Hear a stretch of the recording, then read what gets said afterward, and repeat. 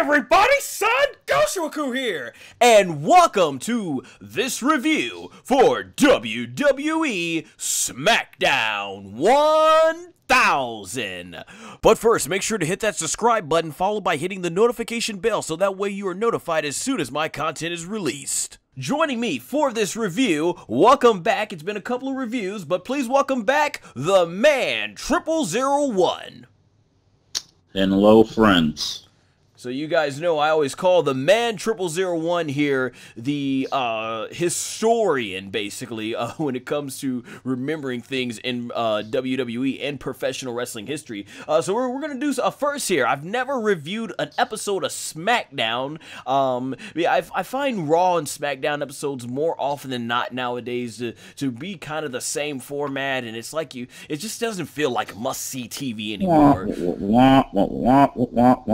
Yeah. Pretty much, right? So I only do the big shows, but this I think would count as a big show. And when it came down to this show, SmackDown 1000, it was amazing. It was absolutely incredible. You know, you finally get to this episode of SmackDown, and it's amazing. The character development, not only seeing the old stars, but seeing the new stars highlighted and everything. It was a tremendous show. Now, a lot of you listening out there probably wondering or thinking that I was going to come on here tonight and say, well, the show was 100% positively, absolutely okay. And if you thought that, you're right. All right. Okay. I had to go ahead and the way I expressed myself there in terms of this is probably how I wish the show was. But the show did indeed feel like it was just something that was okay. Didn't even feel as big to me as Raw 1000. Thrown together. Thrown right. together. Oh yeah, we got it. Yeah, the show had some pacing issues. We'll get to that. And the thing is, you know, what I liked about Raw 1000 is they used the old stars for nostalgia, but they used them to advance the current storylines, whether it was the nostalgia of bringing Slick in to progress the storyline with Daniel Bryan and AJ Lee, or it was the nostalgia of The Rock to progress the storyline of CM Punk and John Cena. You didn't really get that here, but enough of talking about that. We're going to get down to business here. So let's kick off with the very first opening segment. Let's get down to business. And it's not to defeat the Huns, but basically to review the SmackDown 1000 episode tonight. Got a little reference to I'm not sure to say be a man, right? But yeah, so we kicked off very similar to Raw 1000. I think the 25th anniversary Raw, a very nice video package highlighting all the epic moments we've had over SmackDown over the years. It was really cool, great nostalgia. I remember, I'm pretty sure you too as well, man. 0001 back in 1999, before SmackDown was even a regular show. I remember the pilot episode, if that's what you call it. They had with the main event being Stone Cold Steve Austin and The Rock teaming up against Triple H and The Undertaker in the main event. These four superstars I always consider, if you're going to make a Mount Rushmore of the Attitude Era, I feel like it's definitely those four guys, which is why if WrestleMania 17 really was the ending of the Attitude Era, how fitting it was for those four guys to have the final two matches. But of course, we moved on to the first episode of SmackDown in August, where it became a regular basis where, hey, your boy, the Heartbreak Kid, Shawn Michaels, knocked The Rock's head clean off so Triple H should get a win. Oh man, yeah, man, 0001's a big fan. Yeah, before we get into the show, man, 0001, you got any? How do you feel the fact that I know it hasn't been an easy one, because more often than not, after you get past 2003 and then 7 and some of those years, especially in the early mid 2000s before they brought the brand split back, SmackDown more often than not it's kind of been. But overall, here we are. We've been wrestling fans, since we were toddlers. And here we are, 1,000 episodes of SmackDown. How's it make you feel, man? Oh boy, it just makes me feel like the struggle was real. I mean, some episodes were the struggle. Some episodes were a struggle. Others were just so fun and so easy to watch. Because due to the randomness of the era, or or in some episodes or in some of the episodes that we get, where you get, flashes of brilliance, when it comes down to it. Well said, man. But hey, man, let's move on from the nostalgia. Let's just right now focus on the opening promo, which was basically a Truth TV. After they started showing that tribute, we got the Truth TV, which was great to be back. I enjoy seeing R-Truth get these loud pops. I'm enjoying Carmella as a babyface, so it's really cool. I've always been a big fan of R-Truth's work, so it's really cool. So this whole segment right here is you basically had Stephanie come out, and the fans were booing, of course. But then there's Shane McMahon, and Shane McMahon comes out, and I was like, oh, okay, this is a great opportunity. They're going to bring out, I'm thinking they're going to bring out Teddy Long, and they're going to bring out Vicky Guerrero. They're going to go ahead and bring out Kurt Angle. They're going to go ahead and bring out, who else I think they're going to bring out? They're going to bring out, Paige. You're going to bring out all the SmackDown GMs. But then we get Vince McMahon. And commissioners. Well, yeah, we're gonna have Vince McMahon here, and it was just basically, it led up to Vince McMahon calling for a dance break and all three dancing in the ring. I did thought it was interesting. Stephanie took a hit at her father with the earplug. He has his hearing aid in comments, which the fans booed too, and everything. But other than that, it was cool. It was good to see Shane McMahon. This segment felt like the opening segment to Raw 25, extremely light. This didn't really, it just all built up to Vince McMahon dancing. Okay, I guess a fun segment, but yeah, I would have much rather preferred if they brought out this would have been a great moment to just bring out all the SmackDown general managers, and let's just have a segment where we can finally have every general manager ever been on SmackDown history on screen at once. To me, that would have been a lot more special moment there. And even this seemed like it was a little rushed. The way you didn't even have the entrances, and I'm like, yeah, and then they cut to it. So before we move on to the next match, that's my thoughts on it. What was your thoughts on the opening promo, especially for such a big anniversary show? It felt, this right here felt like it was lazily thrown together. It felt like, they should have taken this show a little bit more seriously than they did. I know. Because, but it's just like it was lazily thrown together. They hardly got anyone out there. Everyone that they did get looked like they just called them up and said, here's $250,000 a piece. All y'all just show up. Show up. We got your gear here, and just put it all together. I mean. And I bet you're referring to that segment. They did give us the remaining general managers just to come and dance with Paige, which, yeah, it's great to see everybody, but it's like, wow. So I want to let everybody know, if you didn't see the show, we did get the remaining general managers, but it's like, okay. Yeah, man, you hit the nail right on the head with that one. So yeah, that's what it felt like, and that felt like a common theme throughout the night. It felt like this show had no structure. Well, hey, yes, let's move on to the first match of the night that they had here. AJ Styles and Daniel Bryan versus the Usos. Great to see the Usos back on TV. I don't remember the last time, which is a shame. It seems like every time you have a superstar that does get a nice, lengthy, long reign with a championship, it's like WWE it comes off like, okay, they had their turn, let's just put them in the locker room and we'll focus on other ones. Man, I remember a time in wrestling where, like Steve Austin didn't have the title, but they certainly kept him interested. They always find something for John Cena to do when he is out of the title picture. And it's sad that they haven't been able to do anything with the Usos. But we got this match, a nice fast-paced hitting match. In the end, there was even a cool moment where we got AJ and Daniel AJ and Daniel locking in their submissions on the Usos. And at the end of the match, though, which I actually going to say this is something I did like. They have AJ basically.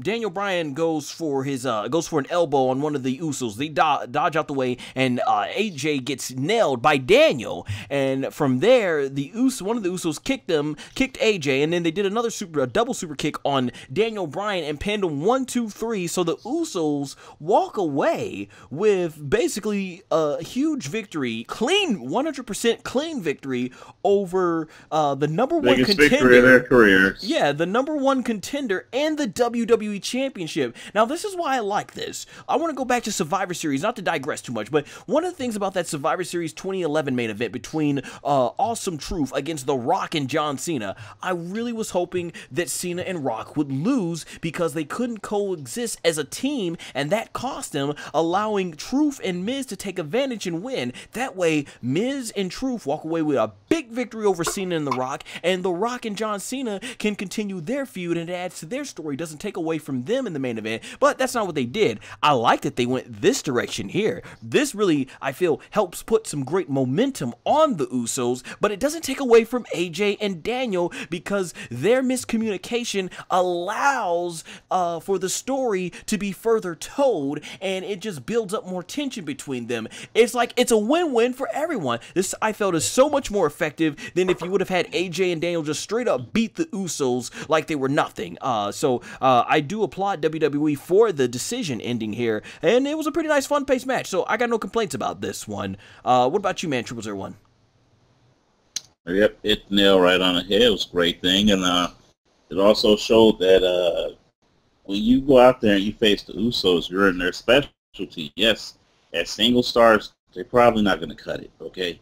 Let's keep it real. They're not going to cut it, that's it. But as a tag team, this is their specialty. This right here is their wheelhouse. It's like, you know what I mean? It's like, you know what I mean?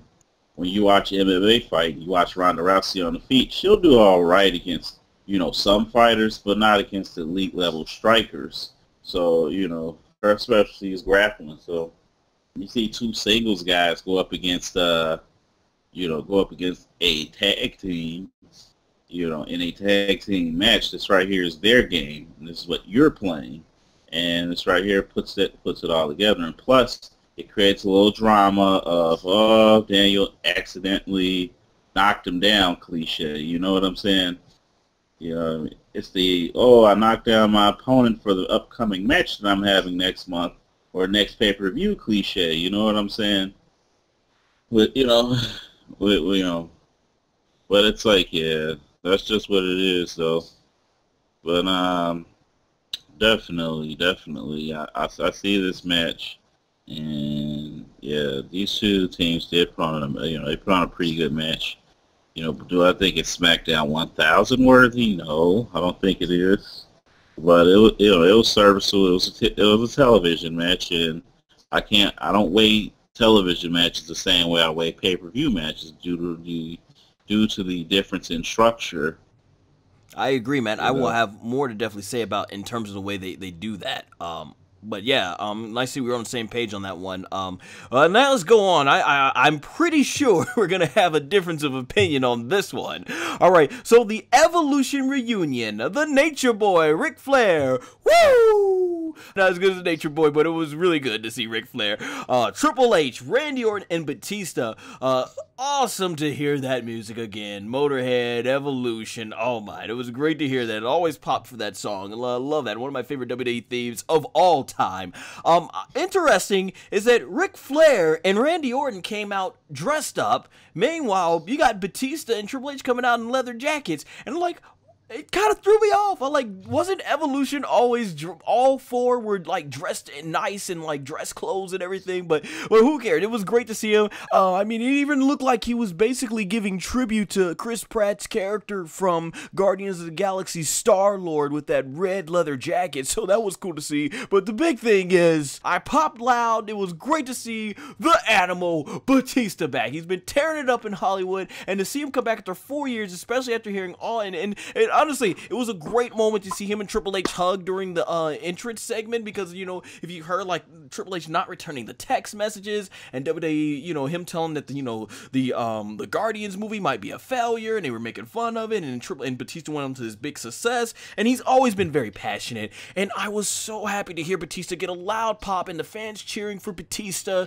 because it was so, you know, WWE did him bogus in the last thing, and he's been outspoken. Batista, you know, a lot of what he said in his interviews in his time away from the WWE has been the exact things that fans were saying. You know, when they told him he's gonna be a heel, and he's gonna be the one going over Daniel Bryan, he's like, they're not gonna boo, they're not gonna cheer that. He'd be much better being a bad guy. See, Batista gets it. He understands the fans, and you know, we've seen a lot of wrestlers who have bashed the fans for their opinion, even though it's a very well thought out opinion, just from their years of experience of watching the show and seeing it as high and lows. Batista's not one of the people that does that. You know, Batista tells it like it is, and he agrees a lot with what the fans say. So it was great and really nice to see Batista get the respect that I feel he has earned as a legend. It was great. Ric Flair, absolutely always glorious to hear him on the mic. Randy Orton, it was interesting to see Randy Orton, you know, acting like a cool, chilled human being after the last several weeks. It's like he just did a character change. Like, what happened to sadistic Randy Orton we've seen the last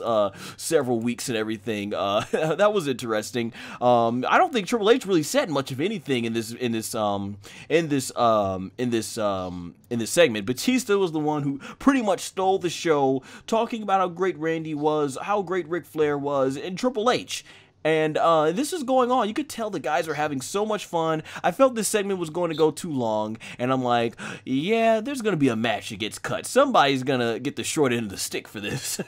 And there was even the time where Batista he did a huge funny joke about Ric Flair. He says, what can I tell you about this guy that hasn't been said already? Well, maybe there is one thing. And then he started laughing and says, hey, let's make sure we keep that thing in your pants. And everyone bust out laughing. You could tell this part was not scripted. Batista's going off for a long time, but then we get to the kicker of the whole thing. In the end of the segment, he says, this man right here, Triple H, he has done everything there is to do in this business but beat me. And the crowd erupted into yes and one more match, and things got serious real quick. And all you guys who have followed Batista's interviews over the years, he's constantly said he wants to give back to the business because he's old school. He believes you go out on your back the way that, and he wants to give back to the man that allowed him to go over him 3 times. Batista went over Triple H 3 times, so yes, in his career he never beat Batista.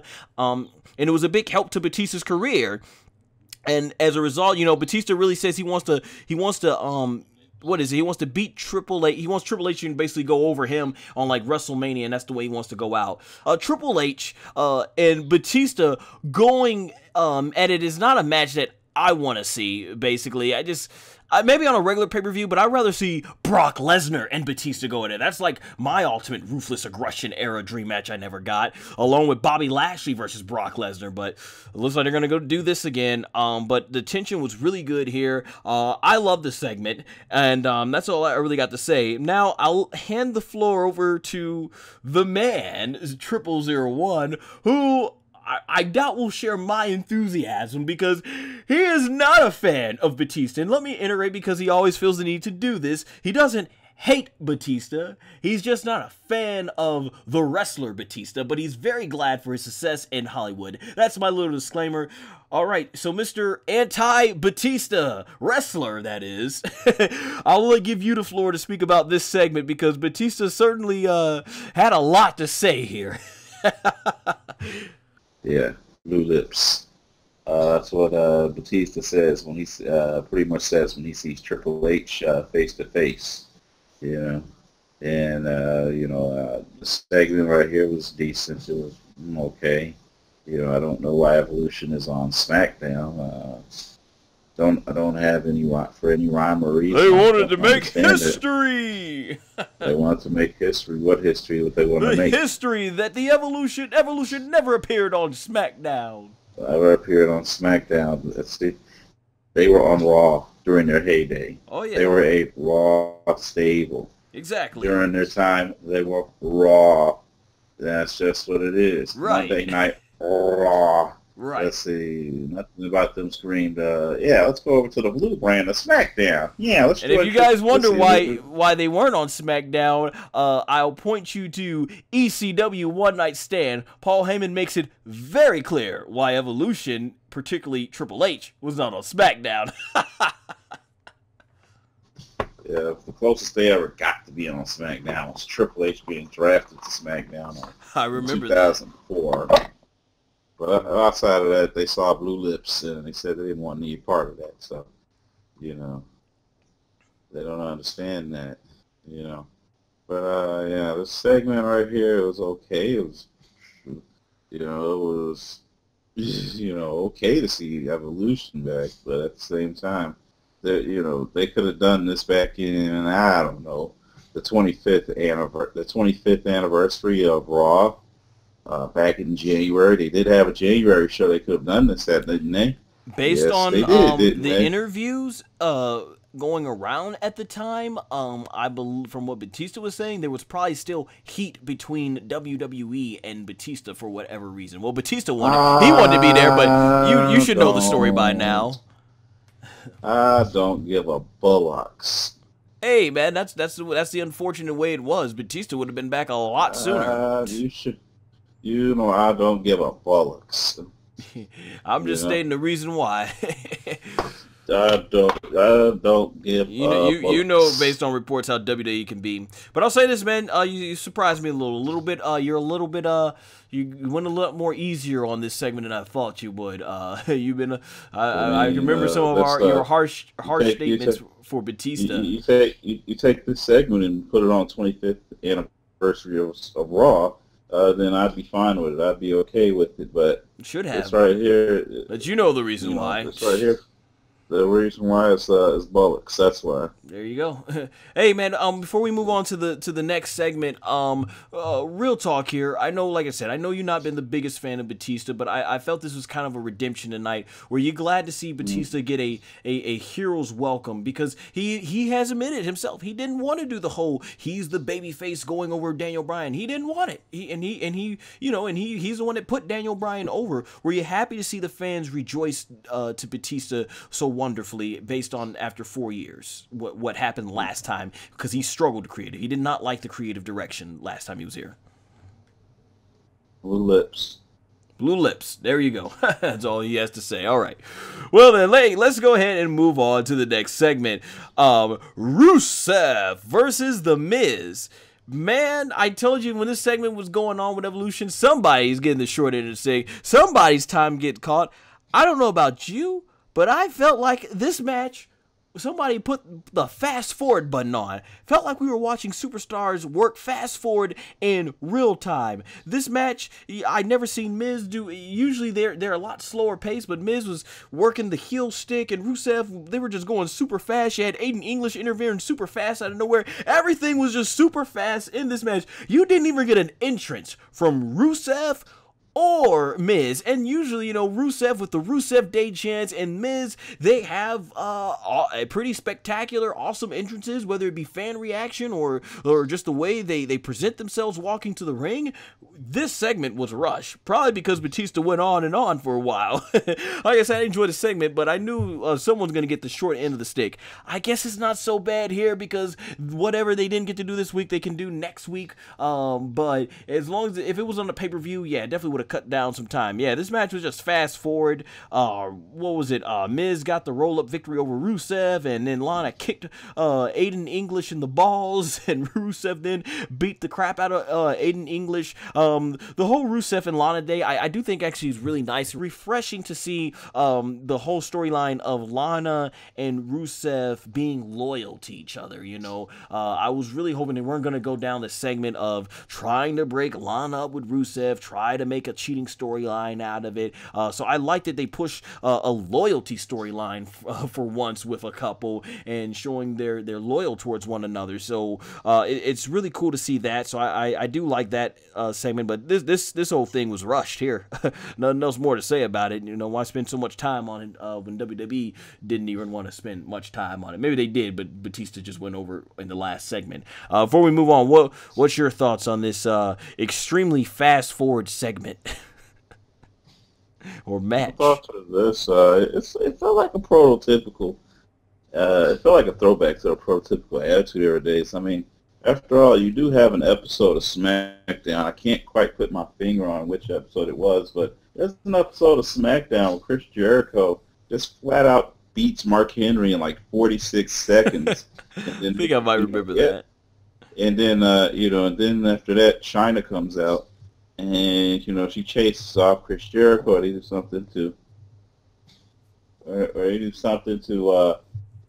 further the storyline. Yeah, those Attitude Era episodes were definitely fast-paced moving. Yep. So it was a little bit of a throwback in terms of the pacing, right? Of the match. Yeah. So it was definitely something that was something that was a little bit of a throwback back to a time when we were coming up and during that time. Mm-hmm. Yeah, it was great to see for that. And we're gonna move on to the next segment here, the Cutting Edge, featuring Becky Lynch and Charlotte Flair. Great to see Edge as always. He grew out the long hair, so he looked like the Edge of old. Becky Lynch, despite WWE trying to make her heel, 2009 Edge. Yeah, despite WWE's best efforts to try and make Becky Lynch a heel and Charlotte Flair the babyface, you still get the opposite reactions, which is gonna happen. I mean, like I've stated before in the last couple of reviews, it is what it is. We've watched Charlotte Flair have all the success, and we've watched Becky Lynch for 2 years work her butt off to get there, and the fans are going to respect it. They're happy to see her getting this moment in the sunlight. But this segment here, I thought was very well written. This segment here was like some really down to earth, real life stuff here almost, and not that it reflected Edge's real life, but what I like it is you had Edge as the veteran, the much older superstar who could shed some wisdom on the younger superstar. And basically what this segment was is Edge is seeing Becky Lynch go down the same path that he went. And it's like in this segment, Edge is telling us is that in the storyline, he looked back at all the dastardly things he did, and he was saying how, you're able to look up and see all the championships you won, all the accomplishments, but then you realize you're doing it alone, and you realize you stepped over a lot of people to get these opportunities. And he wanted to let Becky Lynch know that this is not the right way. You're going to regret this. You go down in history as one of the best, but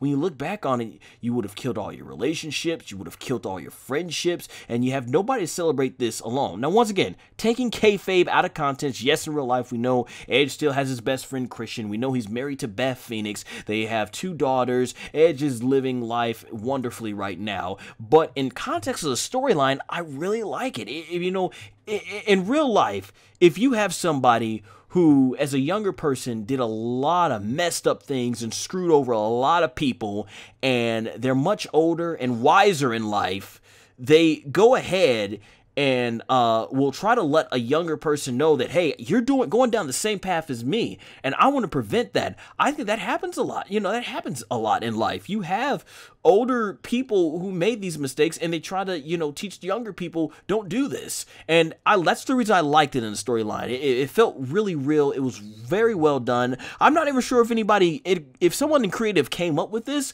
bravo to them. But I wonder if most of this was probably Edge. What if they handed Edge a script and said, nah, let me take care of this. I got it. I really loved it. I thought it was really powerful stuff. I love the words Edge was saying. It was just downright good stuff. And then you had Becky Lynch like she was taking in the words Edge was saying, but then she ended up taking a diss at his neck and stuff, and basically said, get out of the champ's ring. And Charlotte basically comes out, talks about how disrespectful Becky was, gets in there, spears her down, fight breaks out, and I'm trying to remember how did the ending segment. I think they ended up getting broken up by security, and that was pretty much the end of the segment. But this was good stuff, man. This was like really well written for WWE standards. Like, I love this, man. This was well written. I mean, man, and it's not often I say that about WWE, but this was very well written, or just very well executed by Edge. And it was great to hear Tony Schimmel come back, the Rated R Superstar Edge. So always great to hear that. Yeah, man. Incredible segment. I love this. This is some of the best stuff I've seen, like just in terms of just being serious stuff with WWE. I wish we get more stuff like this in WWE. Seeing the product presented like this, to me, would give the story a much better, more serious vibe that I think a lot more people could relate to. I can't say enough good stuff about this segment. How did you like this segment, man? I thought it was powerful. Yeah. It felt like a breath of fresh air. It felt like getting out of a stank ass room and smelling the air freshener, and then getting out of the air freshener infested room and going outside, soaking in some spring and summer air. Oh yeah, the way this segment felt to my ears and my eyes is the way fresh air feels to your lungs and your nose. Yes, it felt. This right here was a. You basically turned out better than Little Lungs in the Truth commercials. Yeah, this right here is enough to make Little Lungs in the big lungs. Right. Large lungs, I guess. Yeah, this right here makes Little Lungs grow up. That's how good this segment is. It's like, yes. And then you have Edge there, a person who's of the Attitude Era, who's of the Ruthless Aggression Era, You know what I'm saying? Right, man. I love it, and that's what you always see with a lot of the older talents that came back. You let these guys just be themselves on the mic. Magic happens. If they do more of this, I feel so many of the superstars would get more over to this point today. Yeah, but they want to control everything, though. Everything has to be controlled, And then reports come out that Vince McMahon doesn't have faith in the newer talent, and that's why he wants to rely on the older talent. And if those reports, you can look at the product and tell those reports are probably true. I mean, look why. Look at it why. There's a reason why these older stars got over. And there's a reason why the newer stars aren't. You let these older stars have the freedoms so that they could do what they're doing. You need to let the newer talent have those freedoms. But anyway, man, finish up your thoughts on the segment. Yeah, it was great. I enjoyed it, and like all the details and everything else. It's like but you said in the kayfabe world, in the kayfabe world, and in reality, Edge has messed up some relationships with people, I forgot to mention the Matt Hardy and Lita situation, but I know they did reconcile all of them during that feud and everything, so we know they're cool now. Yeah, we know they reconciled and everything, but still, it's he probably was speaking from a little of experience from what happened behind the scenes. I know how Matt Hardy felt in that time, and I can't speak on that. I know from personal experience how that can feel. That feeling of helplessness and how it can affect your life and your health and everything. Right. It is. It's a tough thing. That's why I'm so glad everybody's in a much better place now, man. I'm so glad. I assume that's why you were able to really relate into what Edge was saying to Becky Lynch in this storyline. Yeah, but I digress. We'll just we'll make that a podcast for another day. Right. But let's keep it moving. For sure, man. Well said. So then we have the SmackDown Tag Team Championship match, The New Day versus The Bar. But before we get into this match, I wanted to state that they brought out Booker T and Jerry the King Lawler at this specialized pancake table, and they were going back and forth as far as the announcing was concerned. However, I thought this would have been a great opportunity to bring out Michael Cole and Taz. Taz we haven't seen forever in WWE, but I feel like if you were to look at what Jim Ross and Jerry the King Lawler were to Monday Night Raw, I felt that that's what Michael Cole and Taz were essentially to SmackDown. I think that's the commentating team that many fans associate with during SmackDown's best period. So I thought it would have been great nostalgia to bring Cole and Taz back. Shoot, I would have loved if they commentated the whole show for old time's sakes, but at least if we could have got one match. So that would have been a nice touch, I thought. I wish they would have gone ahead and add that. But as far as the match is concerned, I say this match was better than the one they had in Melbourne, Australia at the Super Showdown. The match was pretty good, you know, typical really good stuff that you would expect from these teams. Always, you know, more often than not, they put on great matches. But I wonder if the reason you're laughing is the same reason I was laughing at this match. The Big Show comes out. And of course, what would SmackDown be without Big Show? A lot of great moments with Big Show on SmackDown, as they were showing with Boss Man. And of course, I remember Brock Lesnar and him doing the suplex. So Big Show comes out. I'm like, don't tell me. Don't you guys dare. It's gonna be meme city on the internet if you do. It's gonna be a running joke. And of course they did. By God, the Big Show turns heel again in his career. I've heard that Big Show has right now the record, if not in professional wrestling, at least in WWE, the most babyface heel turns back and forth than any other superstar in history, and nothing less. At this stage of the game, I was like, leave Big Show a babyface. He's a respected legend, and I think this might have been one of the few times the fans popped for Big Show turning heel. So it was crazy, and he joined up with Cesaro and Sheamus and won the tag titles. I thought it was gonna be weird at first, like, wait, why is he coming out to help the New Day? It takes 4 men to beat 2? Okay. But yeah, he turned and chokeslammed Kofi Kingston. Though I kind of did like this a little bit because, once again, if you guys follow some of the reports outside, or not even reports, Big Show stated in an interview, I think it was early this year.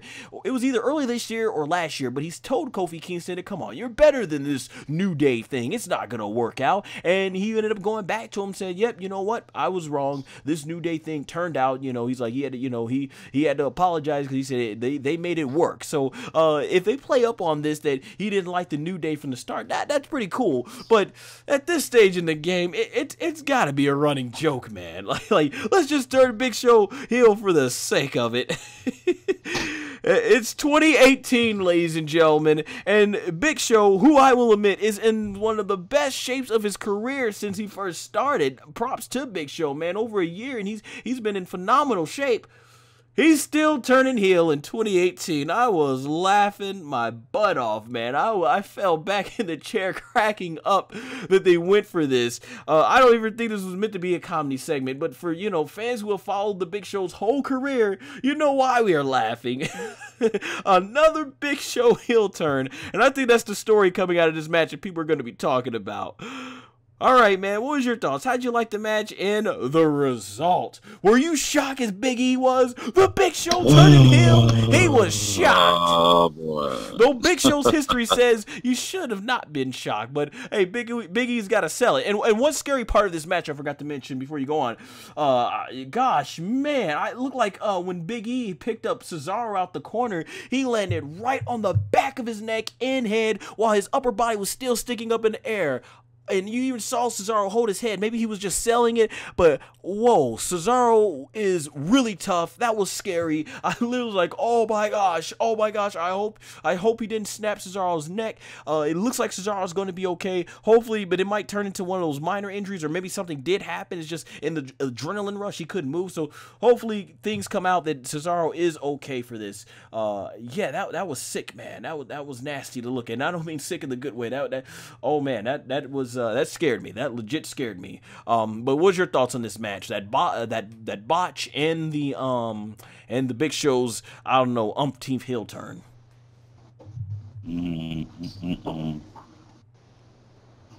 Man, yeah, it's you know, it's crazy how many times this man has turned heel. You know, this man right here has turned heel. You know, an impressive 42 times. Is that a close estimate, or that's legit? heel and face 42 times. Wow, 42nd was just now. Man. Yes, 42nd time he has made a heel or face turn. So it's just like, you know, when the Big Show turns anything, I don't know, you know, he's retired and unretired now. So you know, so he just keeps alternating between things. I think he even did an interview one time. He said he sometimes he would show up to work and he'd be like, "Okay, my turn. Am I a good guy this week? I'm a bad guy this week. What is it?" Yeah, so bipolar show. That's what we're gonna call him. It's it's the bipolar show. Let's see. His new theme song should be "Hot and Cold" by Katy Perry. I'm hot and I'm cold. Yes and I'm. Come on now. Come on now. Come on now. That's what he does.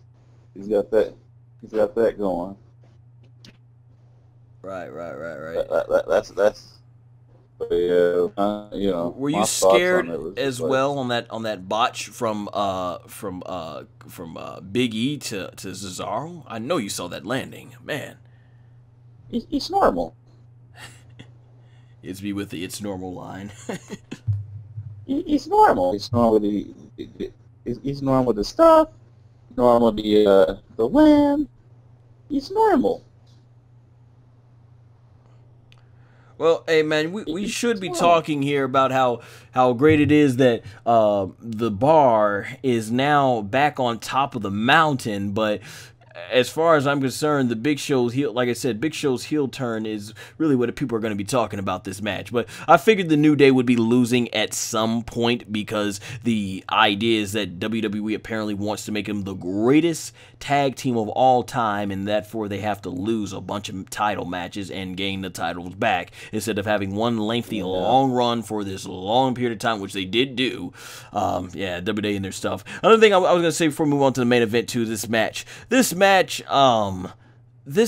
was it was pretty lengthy. I think it did like 2 commercial segments.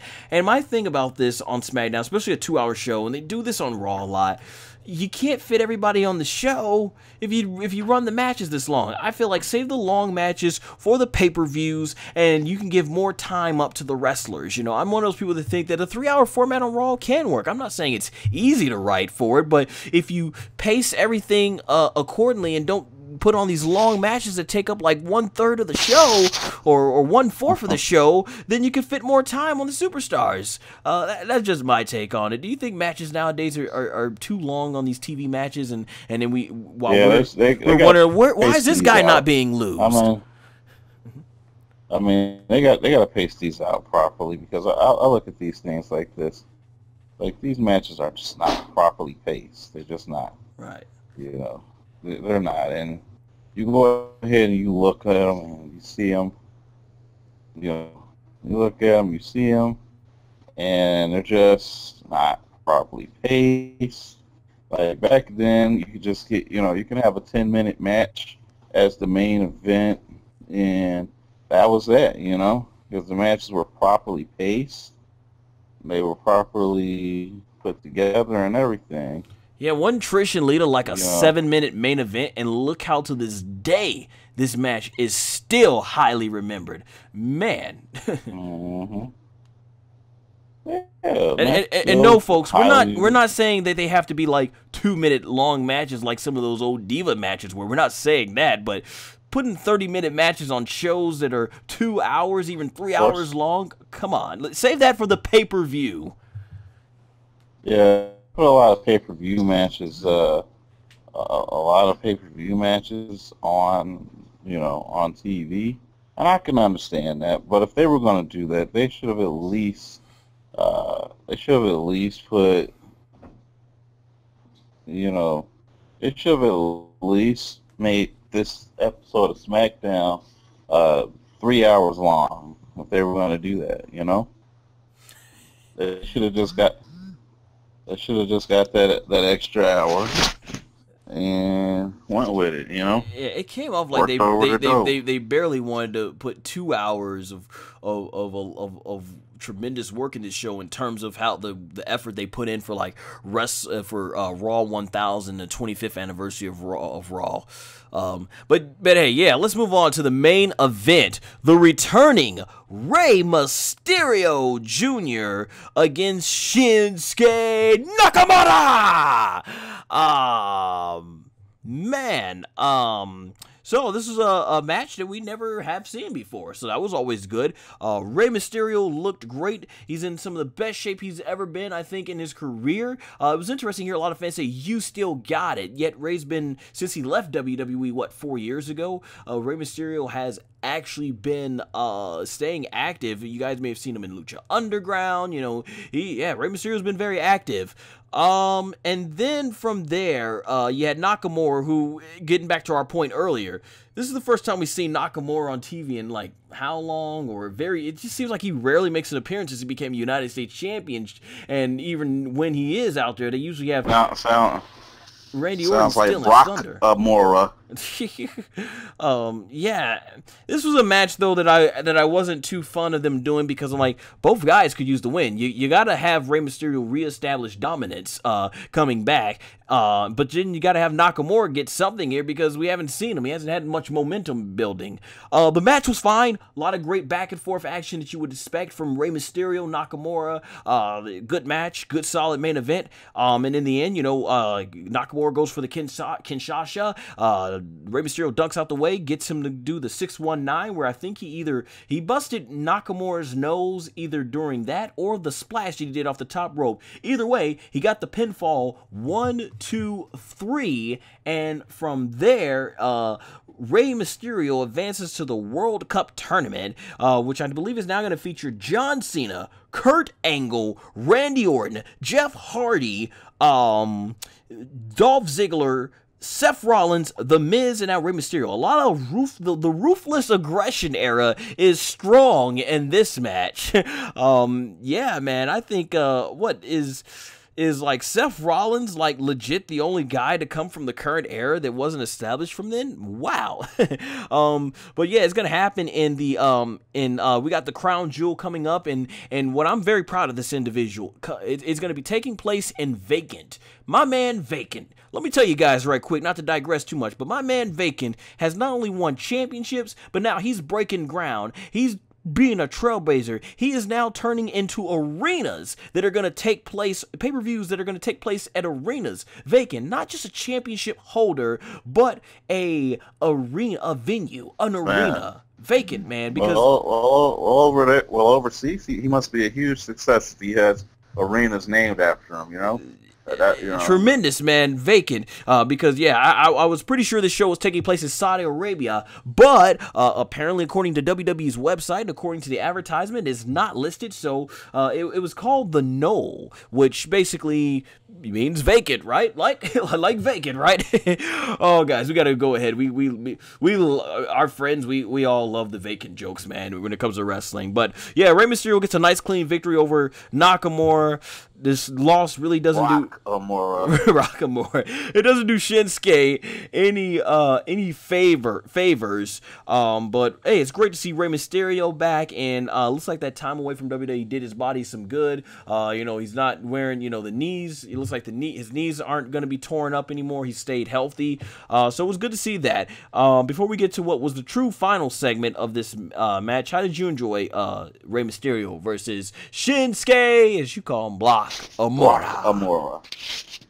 Yeah, we hardly don't see him on TV no more, so I'm just going to call him Brock Amora. You enjoy the match, though, for Rey Mysterio's comeback match? Yeah, it was pretty good seeing Rey Mysterio come back and have a good one-on-one. Yeah, too bad we couldn't get our friend. I extended the invitation to him, but he never got replied back to me. So I guess he wasn't watching the show or busy or something like that. But I would have loved to have had the Linux Virus, who I know you guys have heard if you follow my Dragon Ball Super discussions, and if you're going to be checking out my upcoming short film Battle Deception, where he plays the villain Tom Pri. It would have been great to have him on here, because he can't stand Rey Mysterio. He's never been a Rey Mysterio fan, from what he's telling me. He doesn't like Rey Mysterio, so it would have been good to get his thoughts on this. Would have made for some great rant material. But yeah, man, I'm glad you're happy to see him back. Nakamura, man, or as you call him, Brockamore, man. It's really sad. They didn't even have Asuka on this show. Man, there was no Naomi, wow. It is really sad to see what's gone down with the Royal Rumble winners this year, man. All right, let's finish up with the last part of this show. And that was who at this point I forgot because the show was so close. It was like 2 minutes left in the show. The Undertaker. So we get the cool Undertaker entrance and another big part of SmackDown over the years. And I'm like, okay, we got 90 seconds left in the show. What is the Undertaker going to say? I'm like, the only way to make this mean anything is he has to add a huge stipulation because he just makes about 1 or 2 sentences that says this match will be da-da-da-da-da. And now it gets everybody hyped up because I'm like, if he just comes out and just says what I think he might say, then it's going to be kind of like, what was the point? And that's exactly what happened. With only literally less than 60 seconds to go before they went off the air, The Undertaker picks up the microphone and says, I only have 3 words for DX. Rest in peace. Rolls his eyes in the back of his head and goes out and goes to the top of the stage to raise his fists in the air, and that's how SmackDown concludes. Wow, they brought The Undertaker on just for that, or maybe they had more planned for him, but this show went long. They splurted The Undertaker out there and made the most of him in 2 minutes, and with, how slow The Undertaker has to walk for his entrance, I'm surprised they got that much out of him. They fit all that in 2 minutes. Yeah, we talked about pacing being a big issue. If this was what they wanted Undertaker to say, then I felt like that cool Boiler Room video vignette, that's pretty much what he said on Monday Night Raw the previous night. Wow,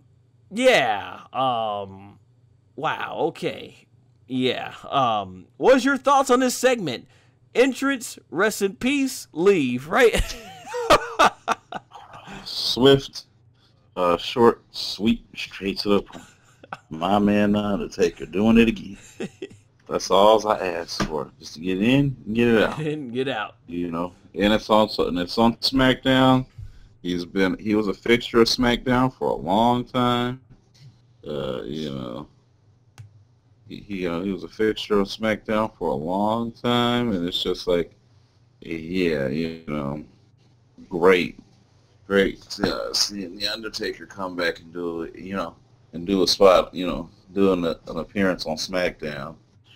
Do a little bit of a promo, but yeah, short, sweet, straight to the point. Don't need to see him as much as we need to, and it is what it is. All right, so you like it being short and sweet to the point. I guess we were hoping to get something big, which is interesting. They when they bring the Undertaker out, and they brought him out on Raw 25, and he gave a very vague message. They bring him out one just to say his catchphrase, and it's like, wow, okay, what are we doing here? You get more out of the Undertaker on these shows, surprise appearances. The Troller Taker, right? Yeah, it was fine. So yeah, that said in mind, you guys, that's pretty much it. We've gone for about an hour, or so. So, yeah, that was SmackDown 1000. Overall, I thought, it definitely stood out from most SmackDowns you get nowadays. So I thought overall it was a pretty okay show. It felt like it should have been a much bigger deal than what it was. But overall, it was an okay show. I can't praise it as something of greatness, but I can't exactly bash it for something of horribleness. It was just right there in the middle. It was okay. So with that said in mind, guys, we will be back for a review of the upcoming WWE Women's Evolution pay-per-view. Definitely looking forward to seeing some of my all-time favorites. Like, I'm hoping they're going to announce Molly Holly for that Battle Royal. We already got Lita. I'm pretty sure we'll have plenty to say about the epic burn that Ronda gave Nikki. The only door you've knocked down is the door to John Cena's bedroom, and even he eventually kicked you out of that same door. Yo! God damn! I love this Bellas. Oh man, our girl treated on their birthday. You gotta understand. I'm from the hood, okay, and that's what we say when somebody gets burnt so bad. You know, and they get burnt so bad. We say, treat it on your birthday. But yeah, guys, Ronda, man, I felt like she's, I was saying how she's not only rapidly improving in the ring, but rapidly improving on a mic. She is really starting up that sports entertainment game. She even said said, you know, she tried to give the Bellas the benefit of the doubt, but in the end, she saw more what they were, and they were just leeching off their men, or something like that. Whew. Ronda brought it on the mic, man. It was good stuff. I thought the Bellas were great too. But yeah, that's the Bellas ain't want none of that smoke. Yeah, I thought they were great though, generating the heat like they usually do. Man. And you know, some people even thought about the same and said, you know, Ronda was stumbling over her words and everything. You know, Ronda's obviously still learning, but I kind of like it. It had a little bit of realism to it. It felt like she was genuinely. It felt like she was genuinely hurt. But she stumbled over her words. Yeah. I felt like she was genuinely. But she stumbled over her words, though. Right. It felt like she was genuinely. It's hurt. not perfect. It's not good enough. Right. She stumbled over her words. It was dog shit promo. That is what I am going to write down on my flaming keyboard of fire. And it was dog shit, and I did not like it, and it was not perfect, and I will make sure I submit this to my forum and post it all over social media so I can give them a piece of my mind. Hopefully Ronda Rousey will listen to this and understand what it is, you know? Right, man. Like I was trying to say too. I actually liked it. It felt a little, had an etch of realism to it, you know, because it felt like a friend who thought these women were gonna have her back and they weren't. They betrayed her, and as a result, she's trying to find the emotion to try and take up the sadness she's feeling, but the angerousness, you know, just like a real person would in real life if they were betrayed by someone who they thought was gonna be a good friend to them and everything. So I kind of like that element, and the fans loved it. They ate it up and everything. So I was fine with it. She really got on fire towards the end, and the Bellas were cleaner in terms of their delivery, but they've been doing this longer, obviously. But the point is, I liked the segment. I thought it pulled off great. But yeah, you know, but let's not digress too much. This was about SmackDown, but I felt like since we're here talking about wrestling, we only talk about the big shows. We might as well bring that up because that was some good stuff. But we'll definitely have more to discuss when we review the upcoming Women's Evolution pay-per-view. It's just sad, man, that they're doing this pay-per-view just really because they know they can't bring the women over to Saudi Arabia. So, you know, at least the talents are going to make the most of it. But what a shame. Yeah, it's sad. The real reason WWE is, you know, is doing this show and everything, you know, because, you know, to have them talk about how much, you know, they appreciate the women and then not bring them and then do business with Saudi Arabia where they don't want the women a part of the show, you know. Hey guys, it is what it is. When like Vince says, it's all about the money, and that's what the WWE cares about. But at least the women here get to make the most of this, and I am definitely looking forward to this pay-per-view. So definitely good stuff. Man0001, been a great honor, my friend, to sit down and talk about WWE.